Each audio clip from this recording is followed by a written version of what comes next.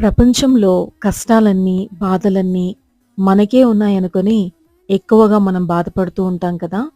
మనకంటే దారుణమైన కష్టాలు భరించేవాళ్ళు ఎంతోమంది ఉన్నారు ఈ లోకంలో. తినడానికి తిండి లేక, ఉండటానికి ఇల్లు లేక, కట్టుకోవడానికి బట్టలు లేక, రోగాలతో బాధపడే వాళ్ళ కష్టాల కంటే మన కష్టాలని భూతద్దంలో చూస్తూ దిగులు పడుతూ కూర్చుంటాం. అందుకే కదా మనకు భయము, దిగులు. మన చుట్టూ ఉండే వారి గురించి మనం అసలు పట్టించుకోము కాబట్టే మనకే కష్టాలన్నీ ఉన్నాయి అన్నట్టుగా ఎక్కువగా కృంగిపోతాం.